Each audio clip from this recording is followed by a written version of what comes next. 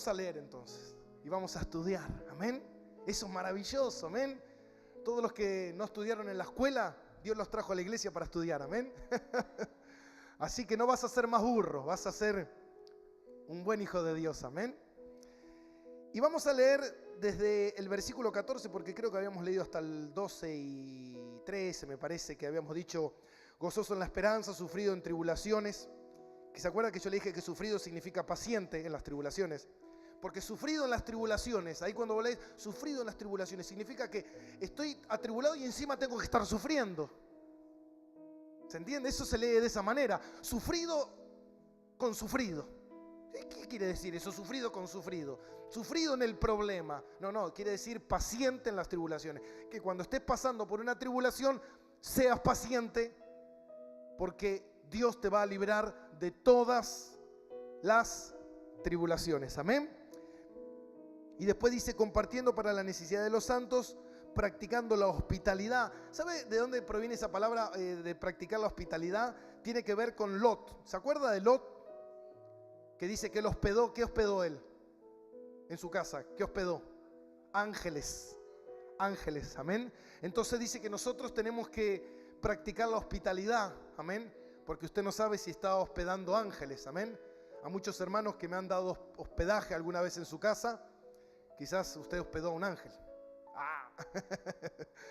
Amén. Pero nosotros tenemos que practicar la hospitalidad. Es algo que se conoce mucho en la antigüedad de la iglesia, donde se decía que los hermanos tenían que ser de manos abiertas, de corazón abierto y de puertas abiertas. Eso era muy importante en la antigüedad, porque muchas veces la gente que caminaba y que viajaba, muchas veces tenía que ver con que muchas veces llegaban a un lugar y no tenían dónde hospedarse, y era muy importante que una familia le diera un refugio, amén. Eso era sumamente importante. También hay otra cosa que quería comentarles, y es que muchas veces cuando nosotros leemos la palabra de Dios y estudiamos la palabra de Dios, Dios nos va a ir enseñando un montón de cosas, amén.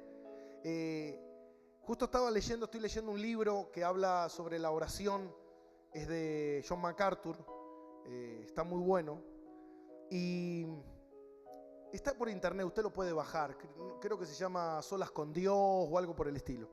Lo puede buscar y lo puede bajar en PDF gratis y lo puede leer, amén. A veces miramos tantas tonterías y no nos alimentamos de cosas buenas. Y bueno, y habla de la oración y habla de algo que me llamó mucho la atención estos días que estaba leyendo, que cuando uno está orando muchas veces, dice que hay un refrán muy antiguo que decía que los caminantes antes siempre pedían en oración que Dios les diera buenos tiempos. Porque en ese tiempo no se viajaba en micro, sino se viajaba por caminos de tierra. Entonces si llovía era muy peligroso, muy empantanoso. Entonces el caminante siempre cuando salía de viaje, siempre le decía a Dios que le diera un buen tiempo sin lluvia para que pudiera llegar a su destino. Entonces dice un refrán que los campesinos decían: Señor, no escuches la oración de los viajantes. Porque los campesinos querían lluvia. ¿Se da cuenta? Uno quería que no lloviera y el otro quería que sí lloviera. Por eso que muchas veces nosotros peleamos en cuanto a la oración. Muchas veces decimos cuál es la voluntad de Dios. Por eso es: hágase tu voluntad. Imagínate si Dios hiciera la voluntad de los caminantes. Las cosechas de todos los campesinos moriría porque no tendría lluvia. Imagínate si lloviera siempre. Los caminantes estarían siempre en peligro. ¿Se da cuenta?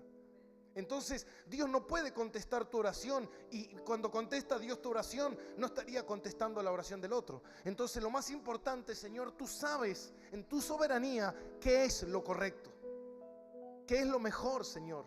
Amén. Y esto tiene que ver porque después vamos a entrar en el capítulo 13 que habla de los gobernantes. Hoy que vivimos en una época tan difícil con el tema de los gobernantes en todas partes del mundo, pero solamente quiero decirte algo para que antes que vayamos a esta etapa que vamos a ir el viernes, dice la palabra de Dios que todos los gobernantes del mundo sirven a Dios. ¿Cómo le quedó el ojo? ¿Cómo te quedó? Sirven a Dios. Vos decís, nah, me estás haciendo una broma, pastor.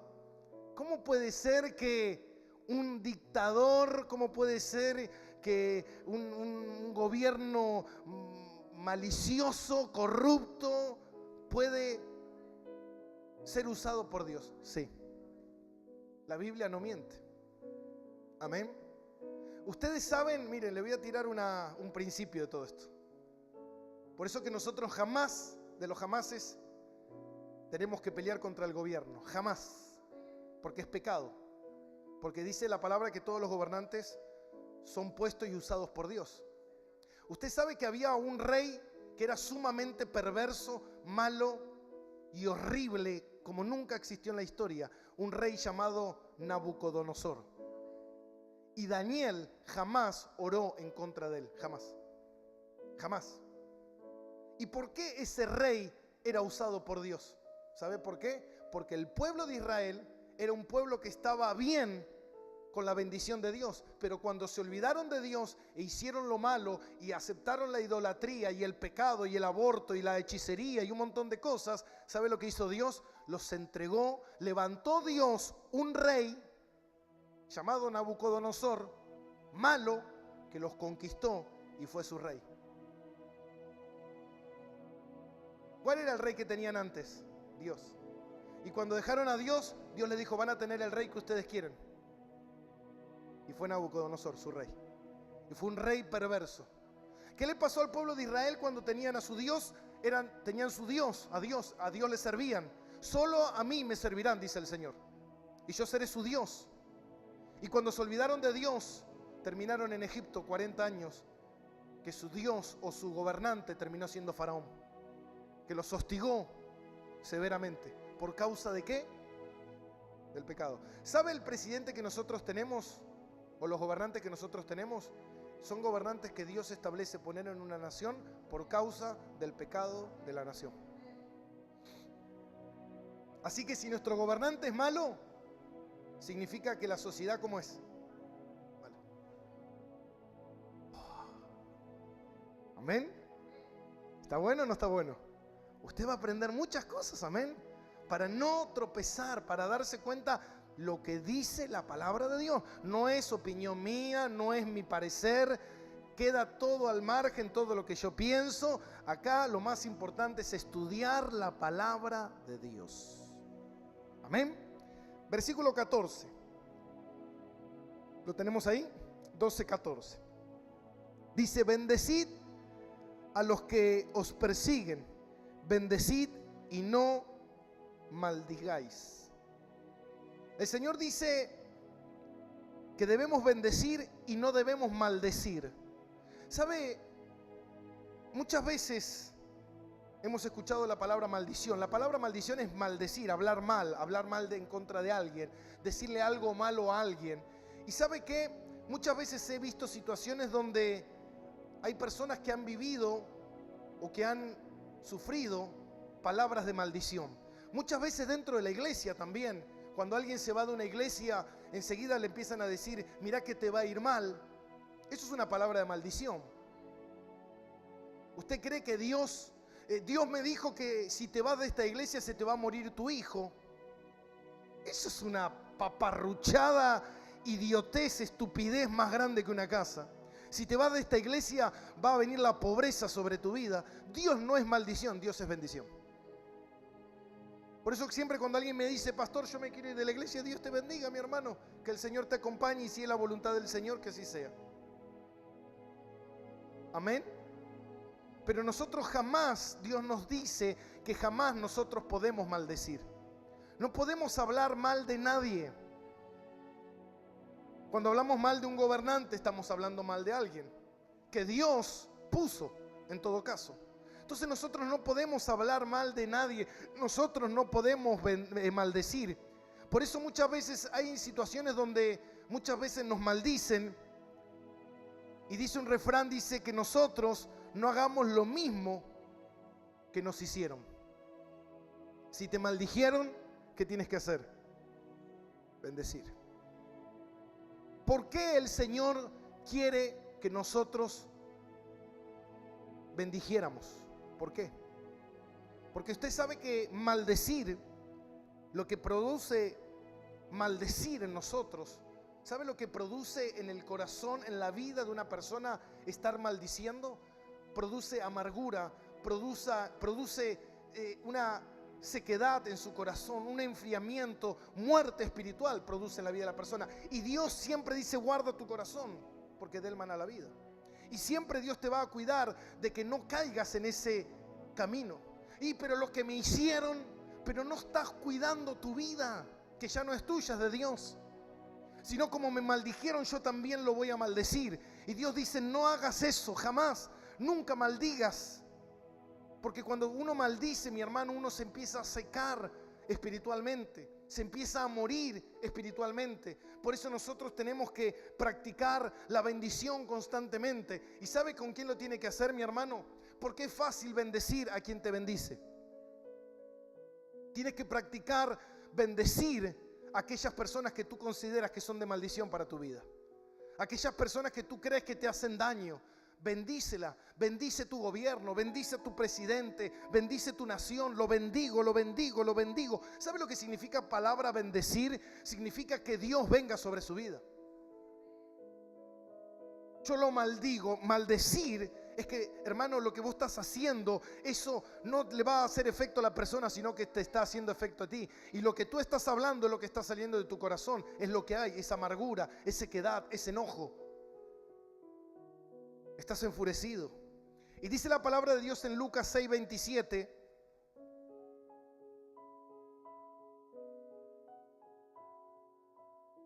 Lucas 6:27.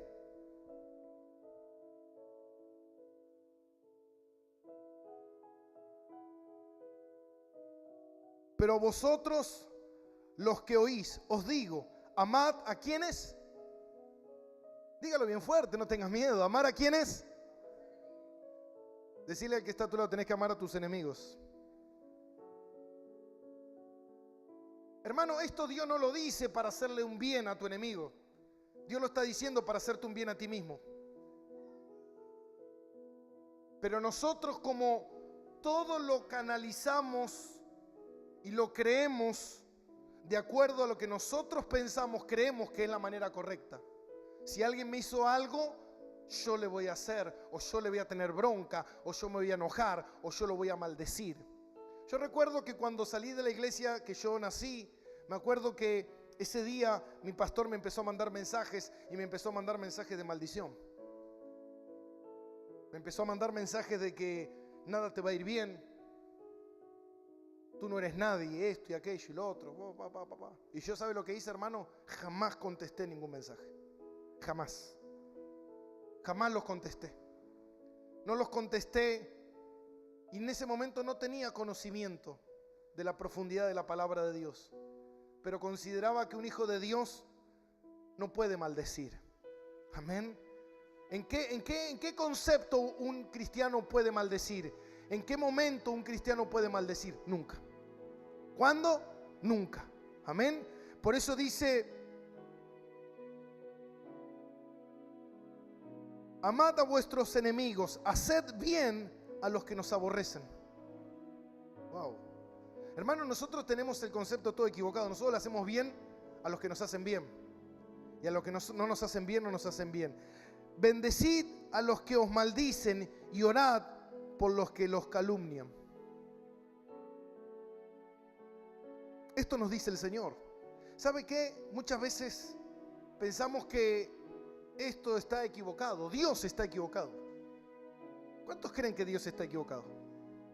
¿Usted cree que Dios está equivocado? Yo no comparto ese versículo bíblico, pastor. Usted está próximo a arder en el infierno. Amén. A mí no me gusta ese versículo, no me parece correcto. Usted está más endemoniado que otra cosa. Porque la palabra de Dios es santa, pura y perfecta. El imperfecto, el inmoral, el impuro, el equivocado es usted. Nunca, jamás, de lo jamás es la palabra de Dios, jamás. Nunca. Nunca, nunca, nunca. Amén. Entonces nosotros tenemos que entender que no tenemos que maldecir jamás, sino siempre tenemos que ser de bendición. Bendecid y no maldigáis. Bendecid y no maldigáis. Versículo 15 de Romanos capítulo 12, continuamos. Y dice: gozaos con los que se gozan y llorad con los que lloran. Es fácil, esta está buena, ¿o no? Gozaos con los que se gozan y llorad con los que lloran. Amén. Acá hay dos participativos en tiempo presente, dos participativos en tiempo presente, que es gozás y lloran, y lloran. Gozad y lloran, los que se gozan y los que lloran.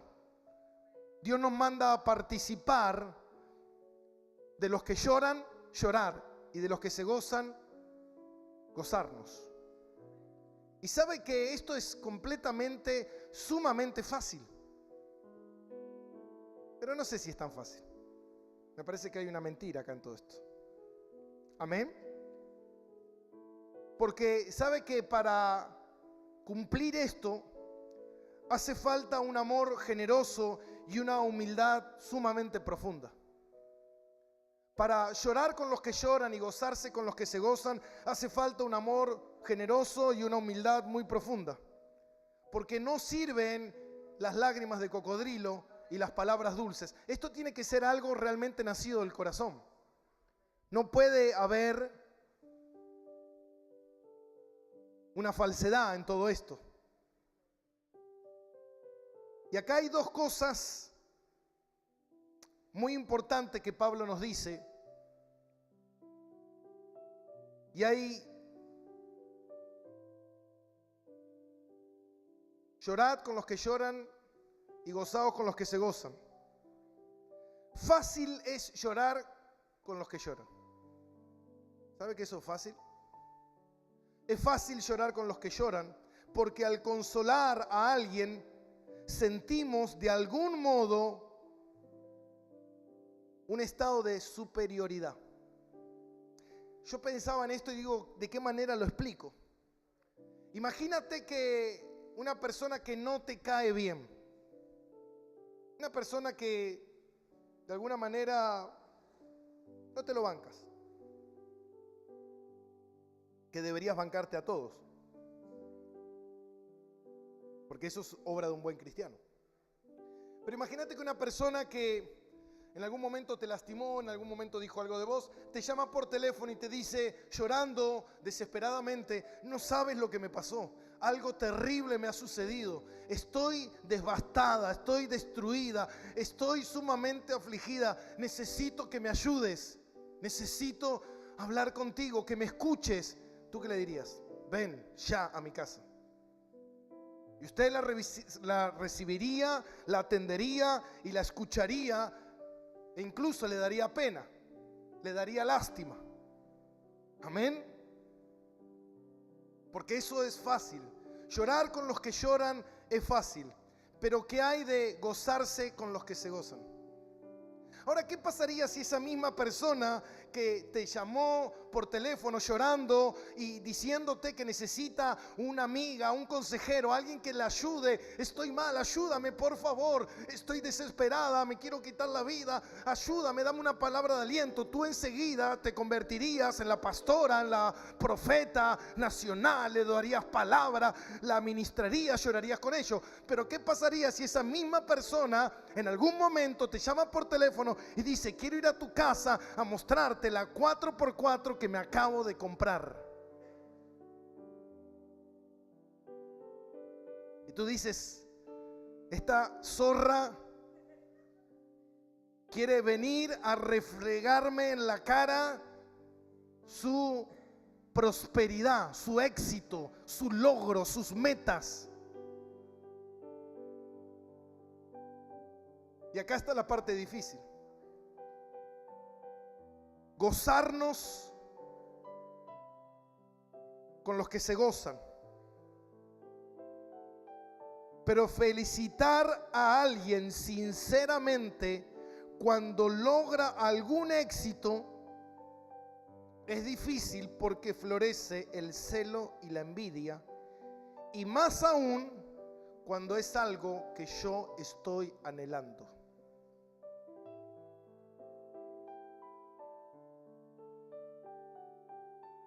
Hermana, quiero hablar contigo. ¿Qué te pasa? Necesito contarte algo. Dime, cuéntame, ¿qué te pasa? No sabes. Me sucedió algo. Me llamaron y me dijeron que yo ni sabía.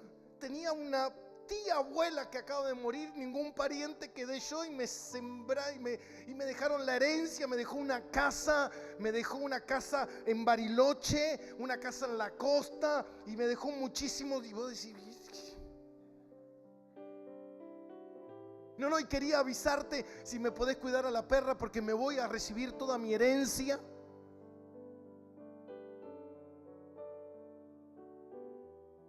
Si tú no te gozas, entonces tú estás viendo que hay algo que está mal. Significa que no estás libre de la envidia. Significa que la envidia todavía sigue apoderándose de tu corazón. Significa que todavía eres una persona que te queda mucho camino por recorrer en cuanto Dios te tiene que santificar. Pero tú le dices a Dios, Señor, bendíceme. Pero ni siquiera te puedes gozar. Yo te digo esto porque sabes, hermano, lo feo que es esto. ¿Sabes las veces que a mí me ha pasado?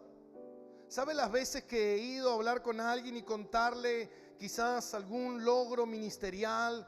Y dice, bueno, muy lindo, muy bueno. Escúchame, sigo con otra cosa. Y vos querías ir a compartirlo con gente que tú quieres. Es muy feo. Y eso pasa mucho dentro de la iglesia. Esa actitud. Pero me lo viene a mostrar a mí, que yo no tengo ni dónde caerme muerto. No importa. Dios le bendijo y vos te tenés que gozar con esa persona. Tenés que tener esa madurez y ese crecimiento para poder gozarte con la persona que le está yendo bien.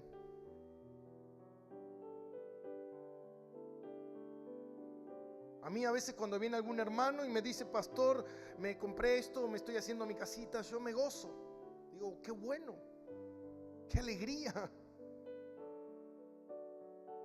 qué cosa linda. Cuando voy a una iglesia y hicieron algo nuevo, hermano, a veces voy a iglesias donde me invitan y veo que modificaron, que crecieron. Y yo digo, wow. Pero ¿sabe las veces que he visto muchos siervos que los invitás y te miran y se van? Crecieron. Te miran con vos decís, y eso no puede realmente estar en el corazón de un hijo de Dios. No puede estar eso. Por eso el Señor nos exhorta a través de la vida de Pablo a entender esto. Versículo 16, porque todo viene emparejado con lo mismo. Versículo 16 del capítulo 12 de Romanos dice, unánimes entre vosotros, y voy a quedarme hasta ahí, unánimes entre vosotros. Y unánimes, como yo les decía al principio, no habla de unidad, porque en la iglesia no significa esto que tenemos que estar unidos siendo todos iguales. No tiene que ver con esa unidad. Acá la palabra unánime proviene del griego que significa poneo, con H, poneo, que quiere decir iguales. Y ahí le va a encerrar el versículo. Iguales entre vosotros. Pablo dice, en la iglesia todos son iguales. No tiene que ver con unidad. Tiene que ver con igualdad. Tiene que ver con que delante de Dios todos nosotros somos iguales. Delante de Dios no hay uno que sea superior al otro. Delante de Dios no es más importante el pastor y menos importante un hermano laico o un portero o un hermano que se dedica a la limpieza. No, mi hermano, delante de Dios somos iguales. Yo tengo mis recompensas por estar haciendo lo que estoy haciendo y usted tendrá sus recompensas si está haciendo lo que está haciendo. Amén. Usted puede venir a la iglesia y estar limpiando y Dios te recompensa. Y uno dice, ¿por qué Dios lo recompensa si está limpiando? No, porque está haciendo lo que Dios le mandó a hacer. En la obediencia está la bendición. Amén. No en el tipo de trabajo. Y yo puedo ser un pastor y no estoy siendo bendecido. ¿Por qué? Porque Dios me manda a ser un buen pastor y no estoy siendo un buen pastor. Es como el que viene a limpiar y limpia mal. Amén. Bueno, pero lo estoy limpiando. No. Si lo vas a hacer, hazlo bien. Amén. Y dice en Santiago, capítulo 2. Santiago está después de Hebreos. Capítulo 2, versículo 1. Y dice, hermanos míos, que vuestra fe en nuestro glorioso Señor Jesucristo sea sin acepción de ¿qué? De personas. Lo que dice Santiago, lo que dice Pablo es que en la iglesia no tiene que haber diferencia. Y suele haber diferencia. Y eso es algo muy triste. ¿Por qué? Porque ¿sabe qué, mi hermano? Se ve muchas veces dentro de las iglesias la diferencia. Muchas veces yo a veces he ido a iglesias donde los importantes de la iglesia se sientan adelante y los no importantes se sientan atrás. He ido a iglesias donde la gente que tiene plata se sienta adelante y la gente que no tiene plata se sienta atrás.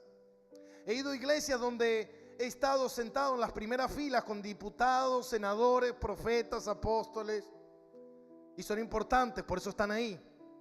Y la demás gente, la plebe, atrás, desentendiendo completamente todo lo que dice la palabra de Dios. Por eso Santiago dice, no hagan excepción de persona, porque si en vuestra congregación, versículo 2, entra un hombre con anillo de oro y con ropa espléndida, sea un Christian Dior, un Jean Cartier, amén, no sé, y dice con ropa espléndida, y también entra un pobre con vestidos andrajosos. ¿Qué quiere decir Santiago? Que la iglesia está formada por ¿quiénes? Por ricos y pobres. Yo he escuchado iglesias, he escuchado el otro día un reverendo idiota, para no decir otra cosa, porque decirle profeta es como, hermano, hay que decirle falso profeta y no queda, así que le vamos a decir reverendo idiota. Dice que él tiene el don de la prosperidad y que en su iglesia él no permite a nadie ser pobre. Siendo que Jesús le dijo al joven rico, vende todo, sé pobre y sígueme. Entonces, Dios nos enseña en la palabra, en la Biblia, que dentro de la iglesia va a haber gente pobre y va a haber gente rica. Pero delante de Dios somos iguales. Ahora, ¿por qué Dios permite diferencias? Porque Dios es un Dios de diversidad. Dentro de la iglesia va a haber gente sabia y gente no sabia. Gente culta y gente no culta. Pero el culto puede decir, bueno, yo me voy a juntar con los cultos. ¿Qué provecho tiene el culto juntarse con los cultos? Ninguno. ¿Qué provecho tiene el empresario juntarse con los empresarios? ¿Qué provecho tiene el rico juntarse con los ricos? El profesional juntarse con los profesionales. ¿Qué provecho tiene? Por eso dice, dentro de la congregación puede entrar un hombre con anillos de oro y ropa espléndida, también puede entrar un pobre con vestidos andrajosos. Y miráis con agrado al que trae la ropa espléndida. ¿Sabe qué, mi hermano? Eso es una naturaleza. Si tú de repente estamos acá y entra un mega auto por ahí, la gran mayoría se pegan al vidrio a ver quién vino en ese auto. ¡Wow! ¿Quién es? ¿Quién es? El magnate, el millonario, el intendente. ¿Quién vino? Pero vemos a uno que entra con una bicicleta y ni le prestamos atención, hermano. Ni sabemos quién es, ni me importa, ni me interesa, porque ese no tiene nada para sumar a mi vida. Pero el que tiene plata, yo de alguna manera voy a ver si me siento cerca, a ver si me acomodan un trabajo, a ver si me da una moneda, a ver si me ayudan algo, me saca una foto. Hermano, somos así. Y no seamos hipócritas. Y Santiago dice, esto no tiene que ser de esa manera. No podemos mirar a aquel que entra con ropa espléndida y le vas a decir, siéntate tú aquí en un buen lugar. Y le dices al pobre, estate tú allí en pie. Wow.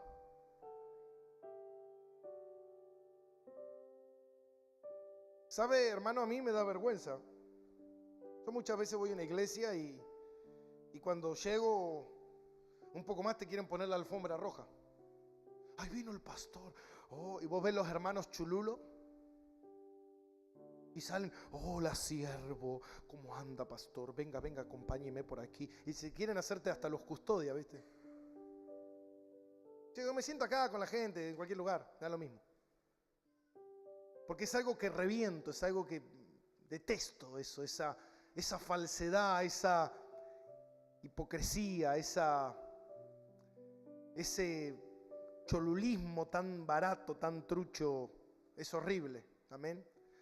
Y quizás es porque cuando recién me convertí a Cristo y no tenía ni siquiera un par de zapatos para ir a la iglesia, e iba un poco más en jogging y ojota.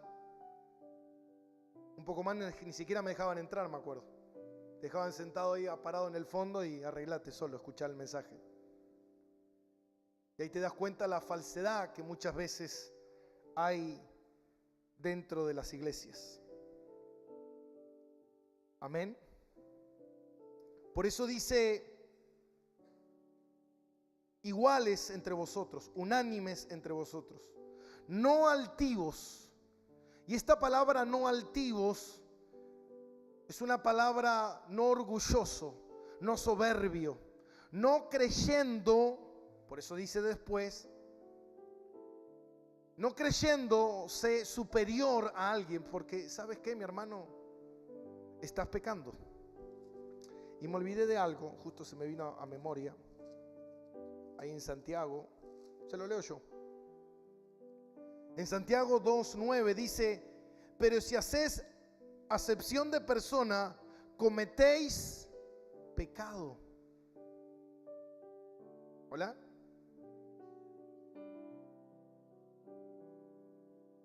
Y quedás convicto por la ley como transgresor. Mire lo que dice Santiago, si vos haces acepción de persona, ¿cometés qué? Pecado. Mira que hay gente que dice, yo no cometo pecado. Ya, hermano, cuando vos ya estás mirando a alguien, lo mirás de arriba abajo y lo estás juzgando por su vestimenta o por cómo es o por lo que tiene y eso es terrible, amén. A mí me ha pasado muchas veces me ha dicho gente, pastor, muchas veces, y me pasa, muchas veces, a veces la gente me dice, pastor, lo quiero invitar a mi casa a comer unas empanadas. Y muchas veces la gente me dice, pero sé que no va a venir, pastor.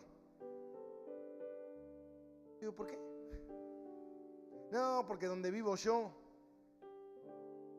vos no viste la cara de hambre que yo tengo, yo voy a cualquier lado.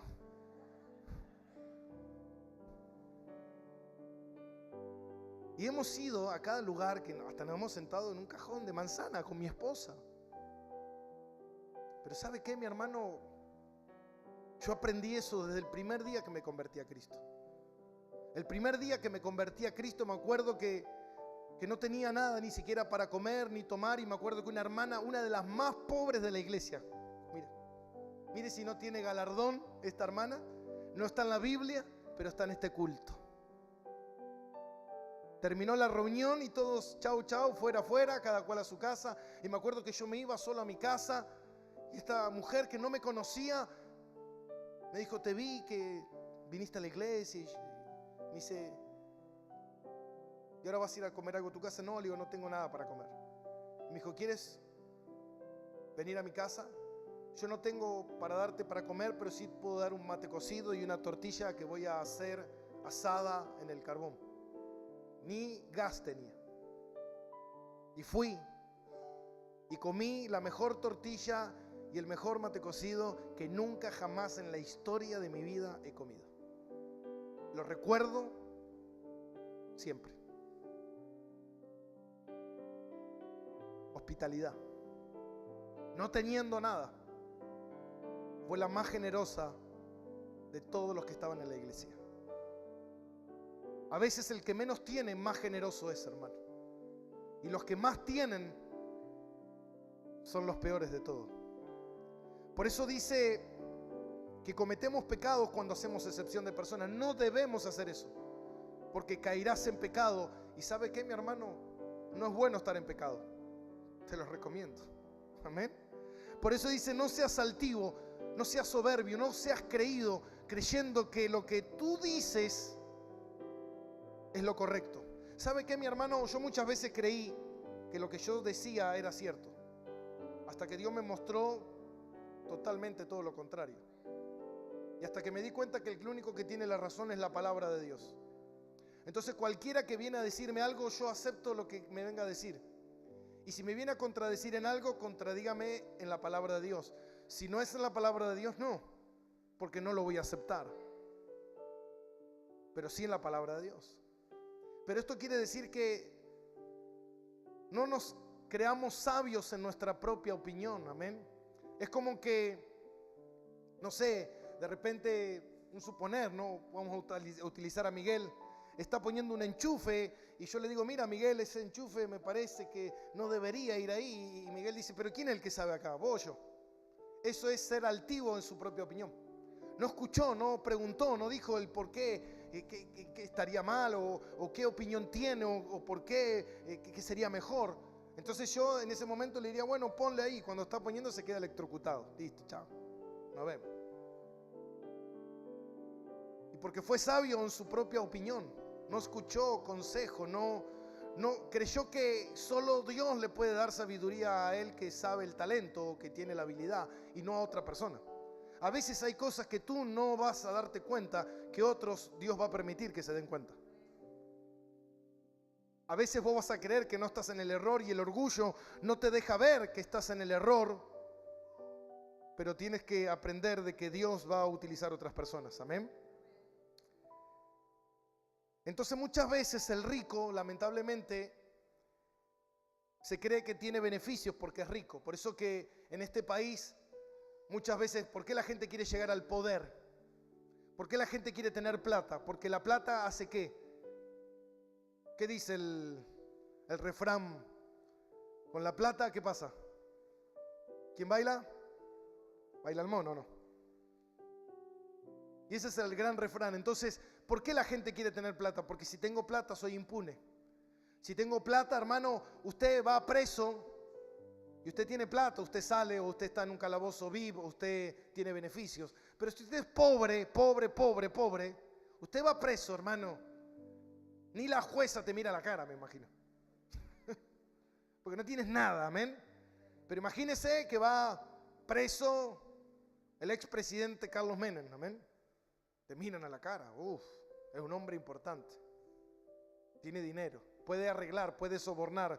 Por eso que el dinero hace esas cosas. Y Dios no quiere que el dinero tenga esa manipulación dentro de la iglesia. Muchas veces dentro de la iglesia, ¿sabe qué, mi hermano? Escuché por ahí que muchas veces dicen, el pobre no puede pecar, pero el rico sí. Porque el rico compra el perdón por el dinero. El pobre no tiene nada, amén. Y eso es triste. Muchas veces dentro de la iglesia al pobre le dicen de todo, pero al rico no le digan nada, porque si se va él, se van los diezmos. Se va el sostén de la iglesia. ¿Sabe las veces que yo eché gente acá, hermano? ¿Sabe la gente que vino una vez y me dijo, yo pongo el diezmo, pero con mi diezmo se va a hacer tal cosa? Guardá el diezmo en el sobre en tu bolsillo. Nos vemos. Amén, hermano. Porque no tiene que haber excepción de persona. Todos somos iguales delante de Dios, y el trato y la disciplina y la conducta y el comportamiento de todos tienen que ser igual. Tienen un poquito de tiempo todavía, así ya terminamos, quedan 3 versículos. ¿Tienen? Están pensando más en el guiso que en la palabra. Amén. Bueno, no altivos, sigamos. Asociados con los humildes. ¿Qué quiere decir esto, asociados con los humildes? Quiere decir eso, que si tú eres una persona adinerada, asóciate con el humilde, con el que no tiene, ayúdalo. Amén. No creas que porque tienes dinero no te juntes con gente que no tiene. Eso está mal. Amén. Júntate, que el entorno tuyo sea gente humilde. ¿Para qué? Para que tú puedas participar en ayudar a otros. Porque si tú te juntas con gente que tiene dinero, ¿a quién vas a ayudar? A nadie. ¿No viste que muchas veces en esos que van en esos mega restaurantes y son todos ricachones? ¿A quién pues? Si todos son todos millonarios. Pero si vos te asociás con gente que es humilde, muchas veces vas a darte cuenta de que tienen necesidades. ¿Y qué vas a hacer? Los vas a ayudar. Amén. Por eso dice, asóciate con el humilde. Digo, ¿cuánto hace que no ayudas a alguien? Todos tenemos que ayudar. Amén. Por eso estamos pidiendo mercadería, por eso estamos pidiendo para poder ayudar. Amén, iglesia. Entre nosotros tenemos que ayudarnos. Hay algunos hermanos que pueden, otros que no pueden. Entonces, entre todos un poquito podemos ayudar. Amén. Y no seas sabio en tu propia opinión, en lo que hablábamos, no seas altivo. Que no creas que tu opinión es la única y es la verdadera y es la correcta. Porque muchas veces hay gente que va a venir y te va a avergonzar, o Dios va a permitir avergonzarte para que te des cuenta de que no eres tan sabio como creías que lo eres. Versículo 17.